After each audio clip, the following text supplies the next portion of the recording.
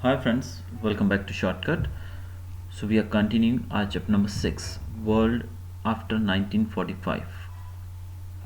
So we'll start today from the topic Rise of Independent Nations in Asia.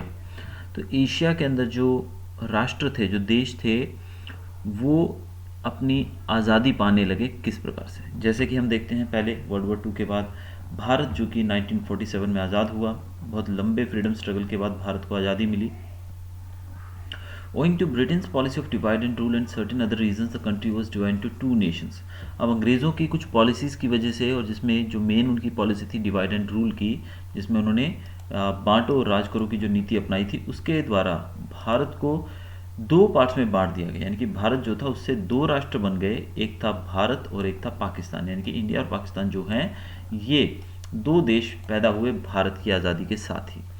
इसी तरीके से अंग्रेज़ों के खिलाफ जो सिर्फ भारत का नहीं बल्कि दुनिया के एशिया के दूसरे देश जो थे वो भी अंग्रेज़ों के खिलाफ लड़ रहे थे अपनी आज़ादी के लिए, उनको भी आज़ादी मिली। जैसे कि श्रीलंका की बात करें, उसके बाद म्यांमार की बात करें, ये जो देश थे इनको 1948 के अंदर आज़ादी मिली, यानी कि भारत की आज़ादी के बाद। इसके बाद इंडोनेशिया की बात करें तो United Nations played an important role.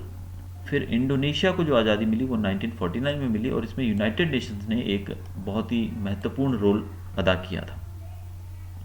इसके साथ साथ भारत के कुछ और कंट्रीज़ जैसे कि लाओस, कंबोडिया और वियतनाम जो थे उनको भी आज़ादी मिल गई। यानी कि कुल मिला के देखा जाए तो 1945 के बाद जो वर्ल्ड वॉर टू ख़त्म हुआ, उसके बाद जो बड़े देश थे वो काफ़ी नुकसान झेलने के बाद काफ़ी कमज़ोर हो चुके थे। इसका फ़ायदा उठाकर जो देश थे, खासकर भारत जो था, भारत जब आज़ाद हुआ इससे प्रेरणा लेकर छोटे जो देश थे और भी जैसे कि श्रीलंका, म्यांमार और कंबोडिया, वियतनाम जैसे, इन्होंने भी अपनी आज़ादी के लिए संघर्ष और तेज़ कर दिया और जल्द ही इन्होंने आज़ादी पा ली। तो इस तरीके से एशिया के अंदर जो राष्ट्र थे उन्होंने पूरे तरीके से अपने आप को आज़ाद कर लिया विदेशी ताकतों से। आगे हम देखते हैं अभी rise of independent Nations in Africa. Africa के अंदर किस प्रकार से जो राष्ट्र थे वो आज़ाद हुए। अब अफ्रीका जो कि एक बहुत ही पुअर कॉन्टिनेंट माना जाता है, वहाँ पर जो देश थे उन देशों के लिए जो वर्ल्ड वॉर टू की समाप्ति जो थी वो एक अच्छे शगुन के रूप में उनके लिए साबित हुई। यानी कि वर्ल्ड वॉर टू ख़त्म होते ही वो जो देश थे अफ्रीका के, जो बहुत सारे देश थे, वो धीरे धीरे आज़ादी पाने लगे। वर्ल्ड वॉर टू ख़त्म होते ही जैसे कि अबिसिनिया, जिसको हम आज इथियोपिया के नाम से जानते हैं, जहाँ पर अभी प्रेजेंट टाइम में भी गृह युद्ध छिड़ा हुआ है। इसके अलावा South Africa, then when we talk about Egypt also, ये कंट्रीज़ जो थे इन्होंने अपने आप को आज़ाद घोषित कर दिया वर्ल्ड वॉर टू के बाद। वर्ल्ड वॉर टू का जो फ्रीडम स्ट्रगल था, वर्ल्ड वॉर टू के बाद जो भारत जैसे कि आज़ाद हुआ और दूसरे एशियन कंट्रीज जो आज़ाद हुए, तो अफ्रीकन कंट्रीज़ ने भी इनसे इंस्पिरेशन लिया, इनसे काफ़ी उन्होंने सीखा और अपनी आज़ादी की जो उनकी लड़ाई थी उसको और तेज़ किया और जल्द ही वो भी आज़ाद हो गए। तो इस प्रकार से कहा जाता है कि लगभग 16 साल के अंतराल के अंदर, 16 साल के समय के अंदर, यानी कि 1951 से लेकर 1966 तक लगभग 40 छोटे बड़े देशों ने आज़ादी पाई विदेशी ताकतों से। अफ्रीका में, सिर्फ अफ्रीका के अंदर 40 छोटे बड़े देश आज़ाद हुए। और ऐसे देश जो कि दूसरे देशों पर कब्जा कर रहे थे, यानी कि जो इम्पेरियलिस्ट कंट्रीज़ थी, उन्होंने एक दूसरे के साथ उनकी लड़ाइयाँ शुरू हुई। जैसे हमने देखा था पिछले वीडियो के अंदर कोल्ड वॉर के बारे में। तो बड़े जो राष्ट्र थे वो कोल्ड वॉर में जूझने लगे, एक दूसरे के साथ लड़ने लगे। दूसरे जो देश थे जैसे कि फ्रांस और ब्रिटेन जो कि सुपर पावर्स थे पहले, वो इतना नुकसान झेल चुके थे कि वो अब बिल्कुल खड़े होने लायक नहीं थे। फिर बात की जाए जापान, जर्मनी और इटली की, इनके तो बिल्कुल ही मतलब इन्होंने तो सरेंडर कर दिया था। तो इस कारण से जो देश थे ये काफ़ी जो इस चीज़ का फ़ायदा उठाकर, छोटे देश जो थे जिनके ऊपर दूसरे राष्ट्रों का कब्जा था, उन्होंने इस चीज़ का फ़ायदा उठाया और या तो उन्होंने कोई सुपर पावर को ज्वाइन कर लिया या मिलिट्री रिसोर्सेज के माध्यम से इन्होंने अपने आप को आज़ादी दिलवा ली। अगला हमारा टॉपिक है नॉन अलाइंड मूवमेंट।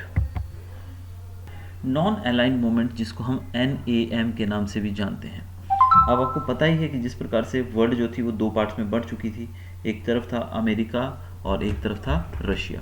तो ये दोनों कंट्रीज चाहते थे कि हर एक जो छोटा देश है वो इनकी शरण में आए और इनको सपोर्ट करे और इनके अंडर में वो काम करे। लेकिन कुछ राष्ट्र जब आज़ाद हुए तो वो ऐसे देश भी वहाँ पर खड़े हुए जो किसी भी पार्टी को, यानी कि किसी भी पावर को ज्वाइन करना नहीं चाहते थे।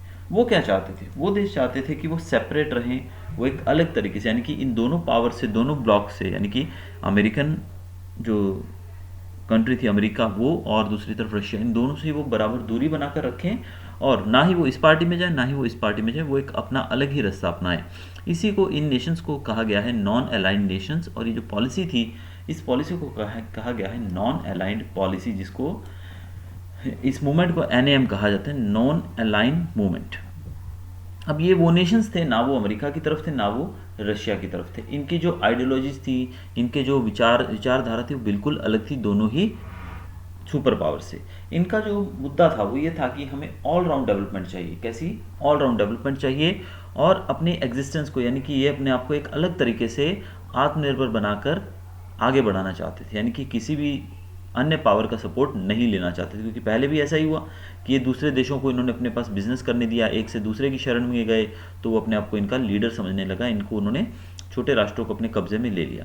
तो उस समय काफ़ी देश जो थे उन्होंने इसको सपोर्ट किया, जैसे कि भारत के पहले प्रधानमंत्री जो थे जवाहरलाल नेहरू, इसके अलावा इंडोनेशिया के पहले प्रेसिडेंट थे, फिर इजिप्ट के दूसरे प्रेसिडेंट जो थे, और घाना के पहले प्रेसिडेंट, और यूगोस्लाविया के जो प्रेसिडेंट थे, इन सब लोगों का सपोर्ट इस मूवमेंट को मिला। यानी कि इतने जो देश थे ये स्टार्टिंग में इस ऑर्गेनाइजेशन को, इस मूवमेंट को सपोर्ट करने लगे। अगर बात की जाए बाद में, लगभग 23 कंट्रीज़ जो थी वो एशिया से और 6 कंट्रीज़ अफ्रीका से, यानी कुल मिला के हम कहें तो 29 कंट्रीज़ जो थी उन्होंने इसको मिलकर शुरू किया। और इसको शुरू किया गया 1961 में बेलग्रेड में। कहाँ शुरू किया गया? बेलग्रेड में 1961 में। और इसको नाम दिया गया NAM, नॉन अलाइंड मूवमेंट। और इसके लीडर जो थे वो थे जवाहरलाल नेहरू।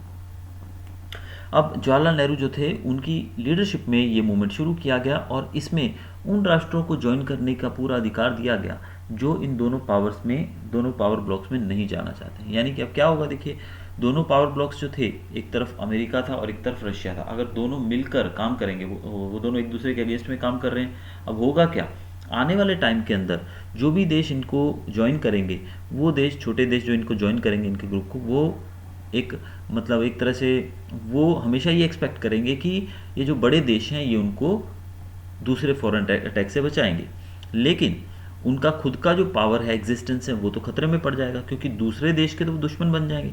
जो देश अमेरिका की ग्रुप को ज्वाइन करके बैठे हैं वो रशिया के तो दुश्मन हो गए, और जो देश रशिया को ज्वाइन करके बैठे वो अमेरिका के दुश्मन हो गए। तो इस प्रकार से, यानी कि अगर आप इधर जाते हो तो उसके दुश्मन बनते हो, उधर जाते हो तो उसके दुश्मन बनते हो, और छोटे देश अगर वो उनका ग्रुप ज्वाइन कर रहे हैं तो यानी कि वो उनकी प्रभुता, उनकी सुप्रीमेसी को भी एक्सेप्ट कर रहे हैं। तो एक तरह से आप ये बता रहे हो कि अमेरिका और रशिया जो है ये पावरफुल नेशंस हैं। तो ऐसे में प्रधानमंत्री जवाहरलाल नेहरू की अध्यक्षता में, जो उनकी लीडरशिप में ये जो NAM बनाया गया, नॉन अलाइंड मूवमेंट शुरू किया गया, इसके अंदर हर एक उस राष्ट्र के लिए दरवाजे खुले थे जो किसी भी पावर ब्लॉक की सुप्रीमेसी, यानी कि उनकी प्रभुता को न मानकर एक अलग अपना रास्ता अपनाना चाहता है, और उस रास्ते पे चलकर ना ही वो किसी देश की मदद से वो आगे बढ़ेगा, बट ये छोटे दो देश है वो आपस में एक दूसरे की मदद करेंगे, और धीरे धीरे जो भी उनके देश के अंदर समस्याएं हैं उनको धीरे धीरे आगे बढ़ाना शुरू करेंगे वो लोग। अब इस तरीके से कुछ पॉलिसीज़ भी अपनाई गई, उस समय ग्लोबलाइजेशन हुआ था।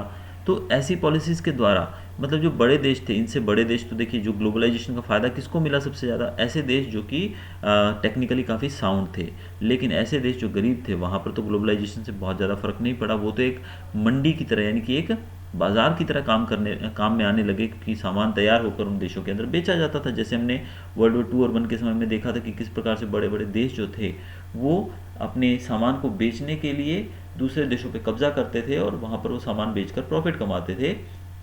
इसके अलावा वहाँ से रॉ मटेरियल ले जाने के लिए दूसरे देशों पे कब्जा करते थे, ताकि ज़्यादा से ज़्यादा रॉ मटेरियल वो अपने देश में ले जा सकें।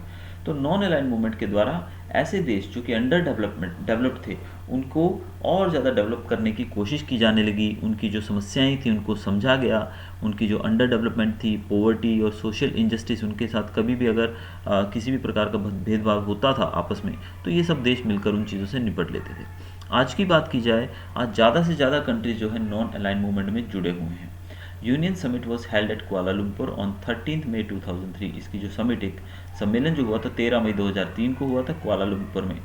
For the last 4 decades many incidents have happened. Last 4 दशकों की बात की जाए तो काफ़ी सारे ऐसे इंसिडेंट्स हुए हैं, लेकिन जो सोवियत यूनियन, जो कि रशिया है, उसके टूटने से, यानी कि हमने देखा था, कल भी मैंने आपको समझाया था कि रशिया जो है वो एक ग्रुप ऑफ कंट्रीज था जिसको हम सोवियत यूनियन कहते थे, लेकिन बाकी कंट्रीज जब उससे अलग हो गए तो रशिया अलग पड़ गया। तो इस तरीके से रशिया की पावर काफ़ी कम हो गई और अमेरिका जो था वो एक सुपर पावर बनकर खड़ा हुआ। और इसके साथ साथ अब दुनिया की अगर बात की जाए वर्ल्ड पावर में सबसे ज़्यादा पावरफुल अगर कंट्री की बात की जाए तो अमेरिका उसमें है और बाकी कोई देश उसके पास में नहीं है। तो इस कारण से इम्पेरियल पॉलिसीज़ जो थी वो भी धीरे धीरे डिक्रीज़ होने की, यानी कि दूसरे देशों पे कब्जा कर कर जो पहले रॉ मटेरियल के लिए या फिर माल बेचने के लिए जो किया जाता था वो धीरे धीरे बिल्कुल ख़त्म हो गया। और इस तरीके से हम कह सकते हैं कि नॉन अलाइन मूवमेंट ने बहुत ही ज़्यादा एक महत्वपूर्ण रोल निभाया है कॉलोनियलिज्म को ख़त्म करने में। The non-aligned nations with their non-aligned policy were successful in contributing towards world politics। तो हम कह सकते हैं कि non-aligned nations हैं, जो इसके जो non-aligned movement के जो participant countries हैं, उन्होंने बहुत ज़्यादा बड़ा महत्वपूर्ण रोल निभाया है वर्ल्ड पॉलिटिक्स के अंदर। The non-aligned movement was successful in showing off its moral impact for maintaining world peace। तो हम देख सकते हैं कि वर्ल्ड पीस, युद्ध को रोकने में और ह्यूमन सोसाइटी को मेंटेन करने में और नेशनलिज्म को मेंटेन करने में जो NAM है उसने पूरे तरीके से अपना पूरा योगदान दिया है। और डिसआर्मामेंट की जो एक नीति चलाई गई थी उसको भी पूरे तरीके से इन्होंने सपोर्ट किया है। और सुपर पावर्स जैसे हैं, जैसे अमेरिका, रशिया जैसे पावर्स जो हैं, उन्होंने भी डिसआर्मामेंट की नीति को अपनाया है। तो ये सब जो कार्य हुए हैं, जो सब ये उपलब्धियां मिली हैं, ये हम इसको जुटला नहीं सकते हैं कि इसमें NAM नॉन अलाइंड मूवमेंट का बहुत ही बड़ा योगदान रहा है।